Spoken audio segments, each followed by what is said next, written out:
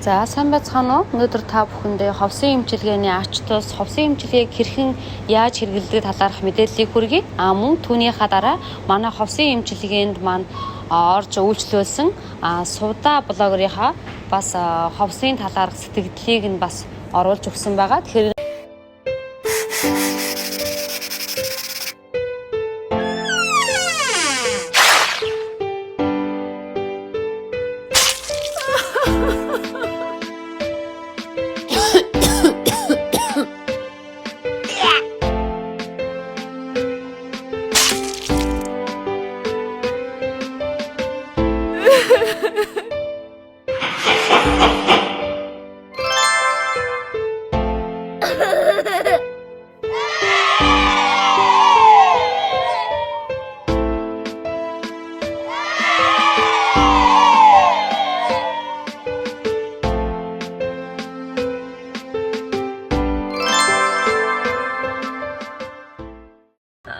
ховсын эмчилгээнд орж үзсэн байхгүй юу? Далд тухамсрын ховсын эмчилгээ. Та нар маань сонсч ийсэн үү? Энэ болохоор hypnotherapy гэж ярьдаг байхгүй юу? Нөгөө хүний ер нь бол ингээ хүний янз бүрийн хүүхэд насндаа авсан сэтгэлийн шарах ч юм уу, эсвэл өөртөө тэр нэг юм сөрөг программыг суулгасан байдал өөрөө мэдлгүй далд тухамсарт байж идэг тийм. Энэ Face Academy гэдэг энэ далд тухамсрын эмчилгээ явуулдаг. Сэтгэл хүүхэд насны янз бүрийн сэтгэлийн шарах сөрөг програм болон нойргуудтай хүмүүст ерөн зориулж эмчилгээ хийдэг газраас холбогдоод та манай эмчилгээг дагагч нартаа танилцуулаад өгөөч гэсэн санал тавьсан. Тэгээ би өөрөө танилцуулахаас өмнө би өөрөө өөр дээрээ эмчилгээ авч үзье гэсэн саналыг тавьсан байхгүй юу. Тэгээ би авсан эмчилгээнд дээрээ тулгуурлаад ийм шударгаар нэг өөрийнхөө нөгөө review буюу өөрийнхөө нөгөө одоо мэдэрсэн мэдрэмжээ та нартай хуваалцъя гэж бодож байна л да. Тэгээд ер нь бол ховсын эмчилгээг хийлэхэд ерөөсөө айж сандрах зүйл байхгүй гэдгийг номер 1 хэлмээр байна. Яг л би бас өөрөө айгүйх сандарч ирсэн жоохон айжсэн. Яг л ховсдуулна гэж бодохоор айгүй нөгөө нэг кинонд гардаг шиг тий санагдаад эвгүй санагдаад идэм билээ. Ерөөсөө тийм зүйл байхгүй. Өөрөө одоо би бол өөрөө байж лээсэн. Эхлээд амьсгалын дасгал хийлгэж агаад тэгээд дараа нь за одоо ингэ нүдэ анаарай гэж эхэлж байгаа байхгүй. Тэгээд нүдэ аниулаад ингээд амьсгал ахуулуулаад ингээд хэлээл одоо нүд чин улам хоорондоо наалдж гин.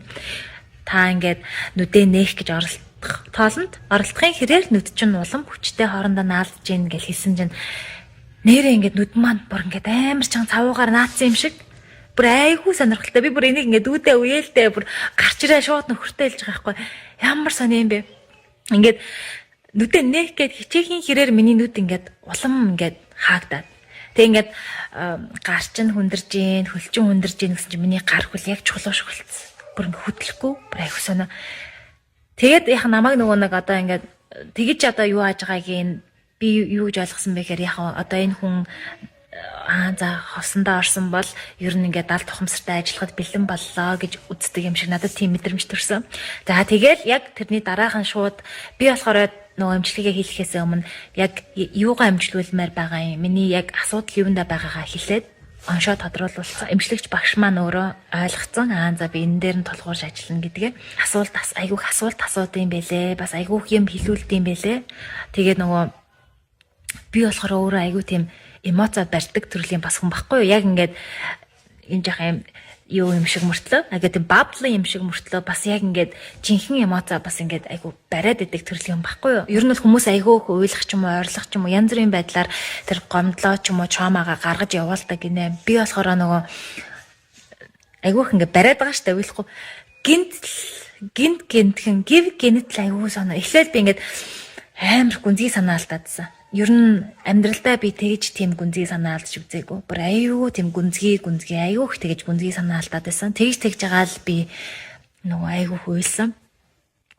Тэгээ нөгөө аюух уйлаад тэгээд жоохон тайвшраад тэгтээ нөгөө намайг уйлуулад байлгаад тахгүй ингээл гайд хийгээл за одоо тэнд оч гээл ингээл ер нь бол бүх төр чамаатай газруудаараа илуулуулаад тэгээд одоо тэрийг тавьж уулуулаад шатаалгаад тэгээ ер нь бол амьдралдаа гомдож явдаг хүмүүсээ уучлах зүрх сэтгэлийг айгүй нээж өгд юм бэлээ. Ер нь бол нөгөө травманасаа болоод л нөгөө бидний нөгөө зүрх сэтгэл жоохон хаагдчихдаг, жоохон хатуу болчдаг.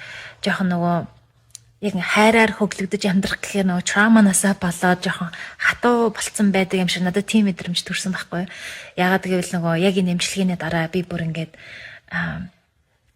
амар хайрыг мэдрээл тэгэл амар хуйлаал байсан.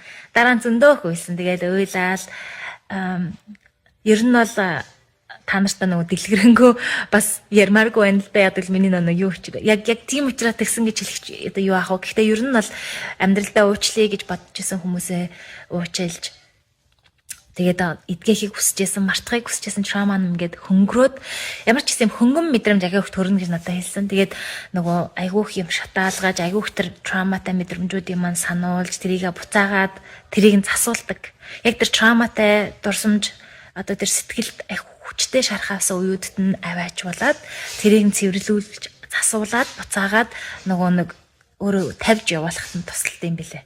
Би одоо тэгэж одоо энгийн үгээр тайлбарлаж хэлгээд.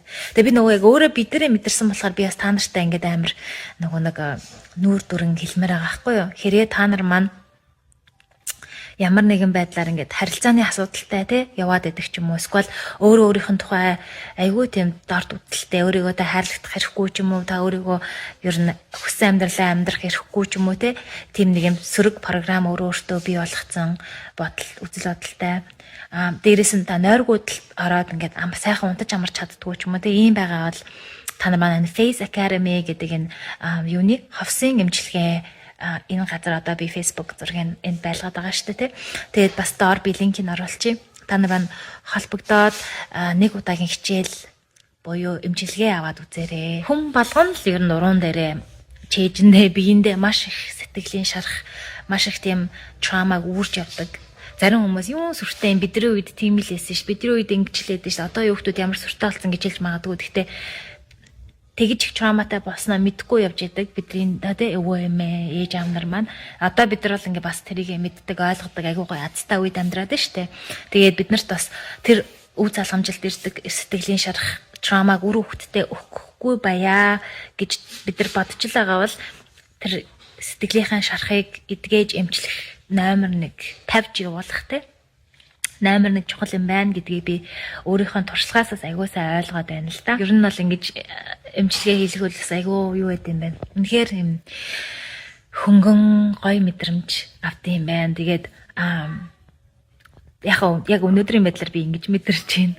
Мэдээж яг цаашдаа юу болохыг сайн мэдэхгүй байна. Гэхдээ ер нь бол надад нэг тийм амар ихтгэл төрж байна. Ер нь бол цаашдаа ч гэсэн ийм юмыг бол нэг айгүй гоё юм хөнгөн аргаар шийдэж чадах юм шиг те. Нэг юм голтой ортол гомдсон тэгээл нөгөө нэг ингэдэг байхгүй юу гэдэг нэг юм байхгүй болчих юм шиг байхгүй болсон юм шиг мэдрэмж төрж байна миний хувьд гэвэл те.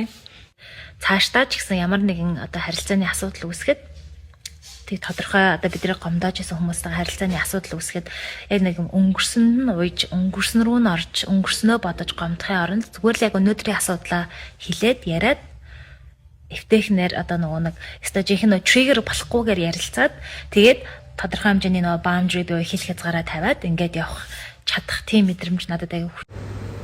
За ингээд та бүхэн маань манай Face Academy-ийн ховсын эмчилгээг сонирхож байх юм бол манай Face Academy пэйж хуудас руу ороод цаг аваад манай эмчилгээнд ороорой. Тэгээд би энэхүү бичлэгийнхаа доор өөрийнхөө пэйж хуудасныхаа линкийг оруулах болно. Тэгэхээр та бүхэн маань тэр линк Facebook тэр пэйж хуудасны линкээр орж цаг аваад манай ховсын эмчилгээнд ороорой.